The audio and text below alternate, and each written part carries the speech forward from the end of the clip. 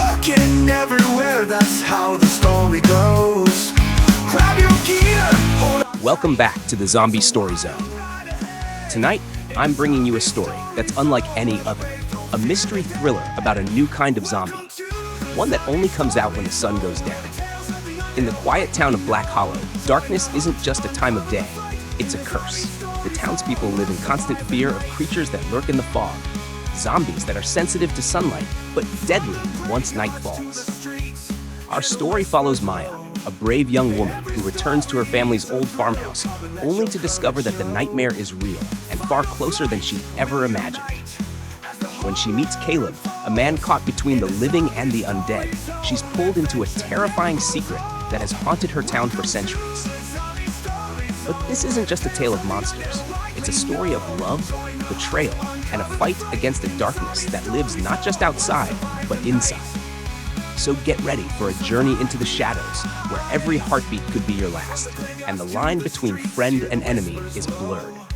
Stay tuned, because in Black Hollow, the night is just the beginning.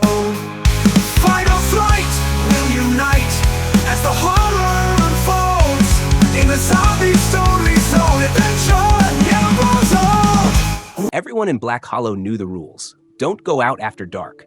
Don't open the door. Don't answer the knock. To outsiders, the town seemed quiet. Too quiet. Old houses leaned into each other like secrets shared in silence. Curtains never opened at night. People hurried home before sunset, whispering their goodbyes like prayers. Maya had lived in the farmhouse for 3 days. The place smelled like dust and memories. She had inherited it from her Aunt Lydia, who died mysteriously. Natural causes, the coroner claimed, but the locals didn't believe it. They just shook their heads and avoided eye contact whenever Maya asked. She had come here for peace.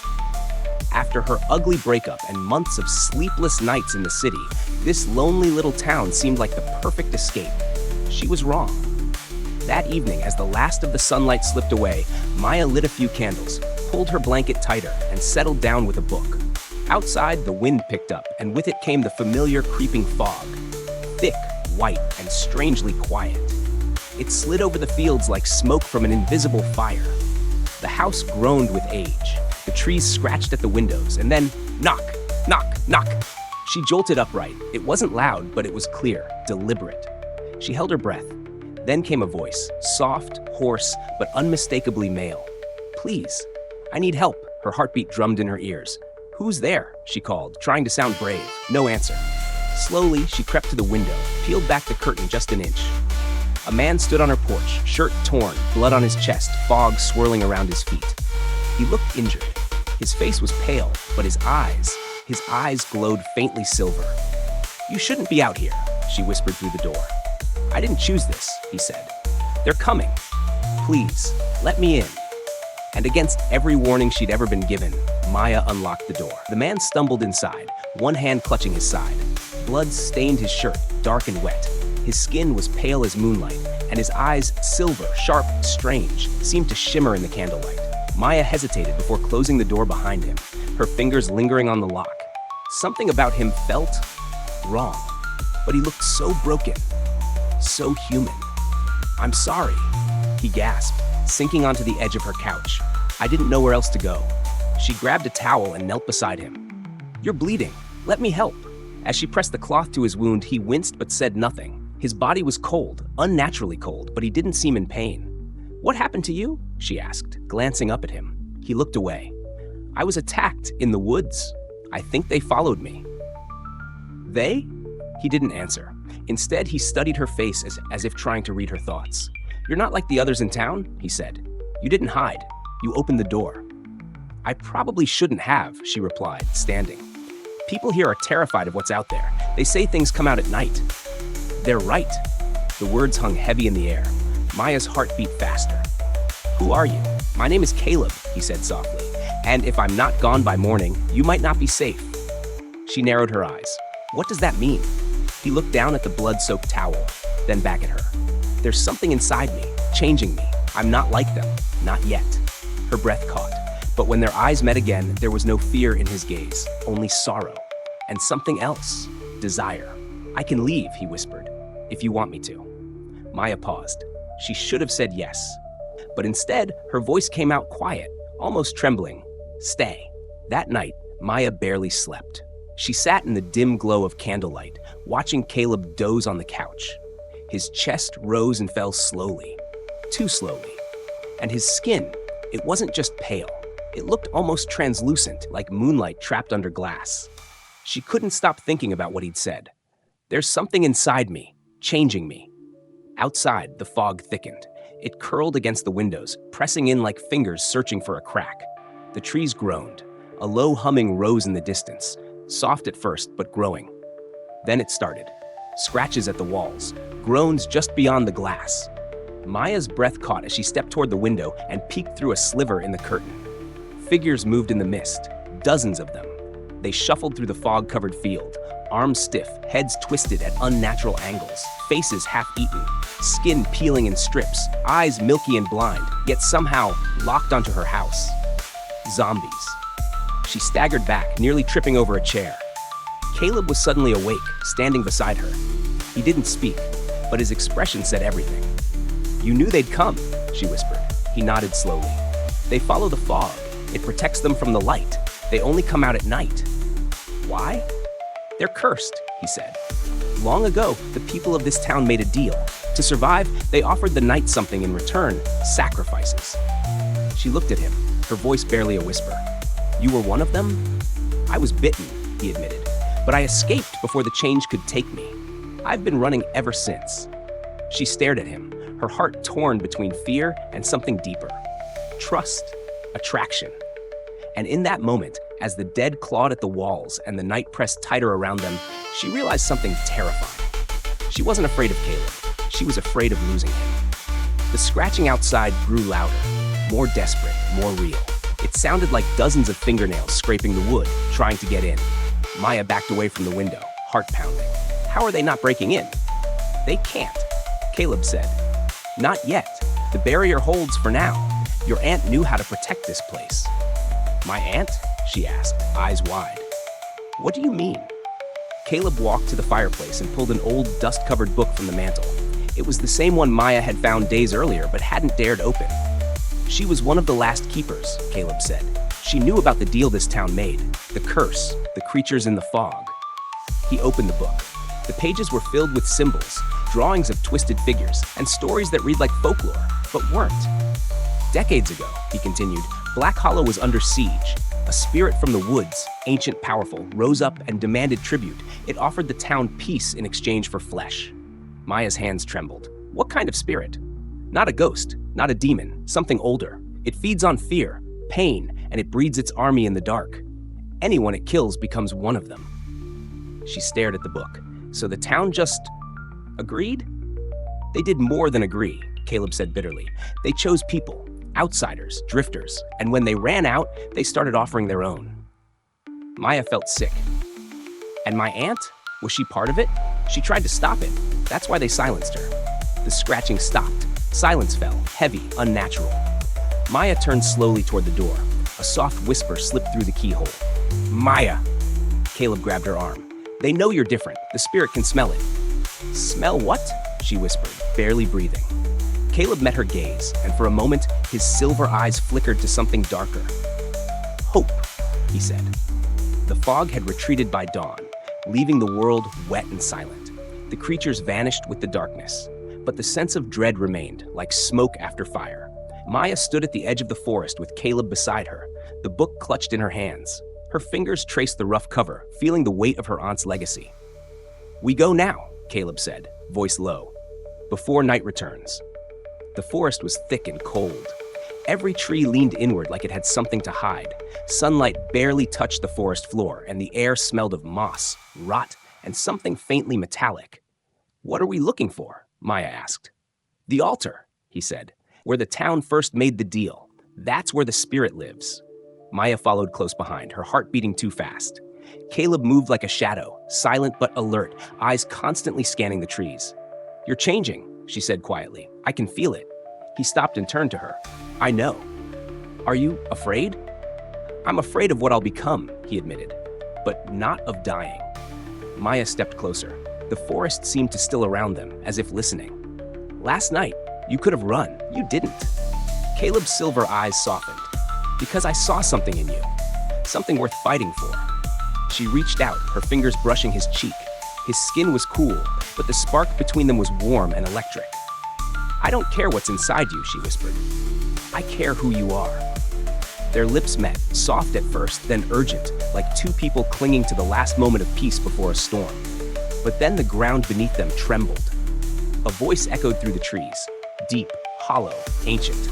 You have broken the pact. Caleb grabbed Maya's hand. It knows we're here. Roots twisted around their feet, trees groaned, and from the shadows, glowing eyes blinked open, hundreds of them. The forest was awake. The forest twisted as if alive. Vines slithered across the ground. Trees bent unnaturally toward them, their bark groaning. Cold winds circled Maya and Caleb, bringing with it whispers, words she couldn't understand, but that chilled her to the bone. In the clearing ahead stood a stone altar, covered in moss and dried blood. Symbols were carved deep into the stone, matching the ones in the book Maya carried. A shape materialized before the altar. It didn't walk, it unfolded from the shadows. Tall, with skin like ash and a face that shifted every time she tried to look at it. Its eyes glowed red, but not like fire, like dying embers smothered in ash. The spirit, child of Lydia, it rasped. Its voice wasn't heard, it invaded her thoughts. Maya stiffened. You knew my aunt? She was the last flame, and you, the final spark. What do you want from me? She asked, her voice shaking. The spirit smiled with cracked lips. You carry the blood of the ones who broke the pact. That blood can seal me away or set me free. Caleb stepped between them. Leave her out of this. But the spirit laughed. Too late. The curse lives in her veins. Maya's world spun. What are you saying? Caleb turned to her, torn. Your aunt wasn't just a keeper. She was part of the original bloodline, the one the spirit demanded long ago. That's why the creatures avoid this house. It's your blood, your power. Maya staggered back, heart racing. So the town sent me here, as bait? The spirit stretched its arms. You were the offering, my dear, a willing lamb, too curious to question the silence. Maya's eyes filled with tears, but fire burned behind them. I'm not a lamb. She opened the book. Pages fluttered in a sudden gust, stopping on a sigil her aunt had circled in red. A sealing spell. The spirit hissed. Too late, it snarled. The turning has begun. Maya turned. Caleb's eyes had changed, no longer silver. Caleb's body trembled, his jaw clenched, muscles flexing beneath his skin as something writhed just beneath the surface. His once silver eyes had gone black, bottomless pits that reflected no light, only hunger. Caleb, Maya whispered, the ancient book still open in her shaking hands. He looked at her, or through her, his expression torn between agony and desire. I can't hold it back much longer. The spirit loomed behind him, grinning. Let him go, girl. His soul is already mine. Don't listen, Caleb growled, his voice deeper now, distorted. The spell, you can use it. End this. Seal me with it. I don't want to end you, she said, tears streaking down her cheeks. I want to save you. You can't save a man who's halfway to monster, he growled, stepping back, clutching his chest. The wind howled through the trees, and the fog crept back like a serpent, wrapping around Caleb's legs. The shadows called to him. The hunger was rising. Maya flipped frantically through the book, searching for the sigil, one final spell marked with her aunt's faded handwriting. For the one you love. It required blood, hers. Without hesitating, she sliced her palm with a stone and smeared her blood across the ancient page. The air crackled. The spirit screeched in rage. You foolish girl! Love cannot undo what I have claimed. But Maya shouted the incantation, her voice trembling but sure. Light burst from the book, swirling around Caleb. His body convulsed, falling to his knees. Maya, he gasped, his eyes flickering, black, then silver, then human. The fog retreated. The forest fell silent. And then Caleb collapsed.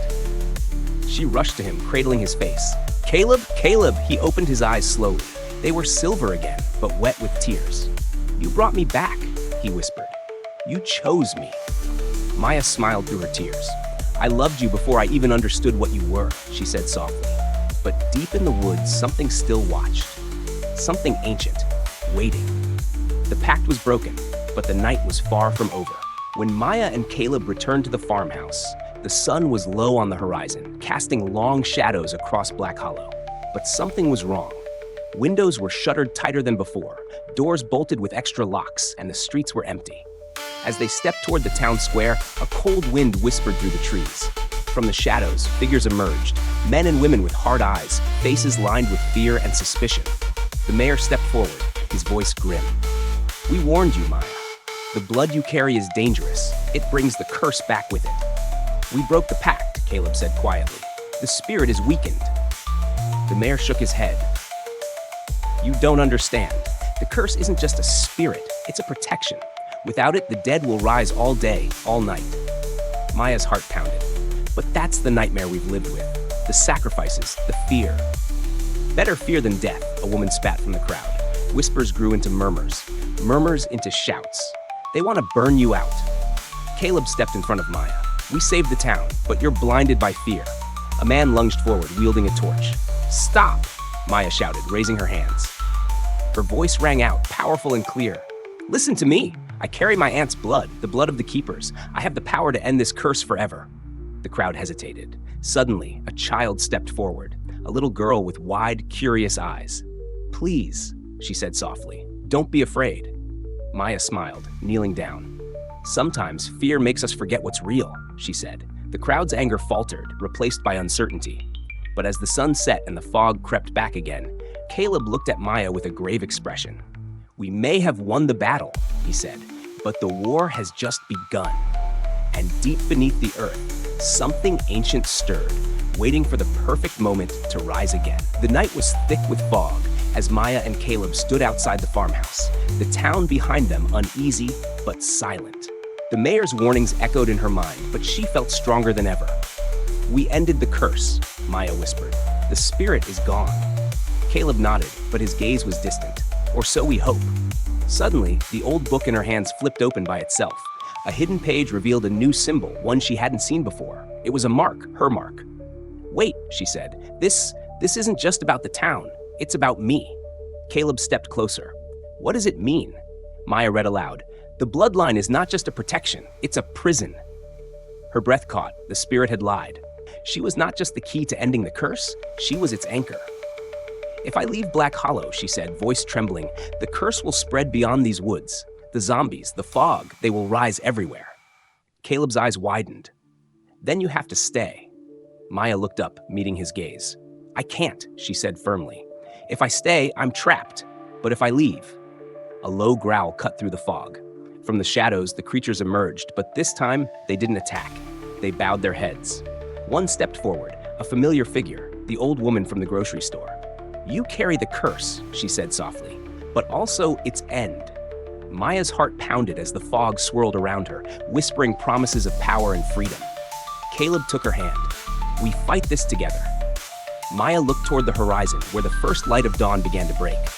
She smiled, a sad, knowing smile. Because she understood the truth, she wasn't just fighting zombies that came out at night. She was fighting a curse that had lived for centuries. And the twist? The curse was never in the dead, it was in the living. And so, Maya's battle with the night was far from over. The curse that haunted Black Hollow wasn't just a story of the dead, it was a secret buried deep in the blood of the living. But what happens when the line between monster and human fades? Will Maya break free from the darkness or become the very thing she's fighting against? If you thought this mystery was chilling, just wait, because the night still holds secrets darker than you can imagine. Don't forget to like, subscribe, and hit that bell so you never miss a new story from the Zombie Story Zone. What would you do if the curse was inside you? Let me know in the comments below. And remember, sometimes the real horror is what's waiting in the light.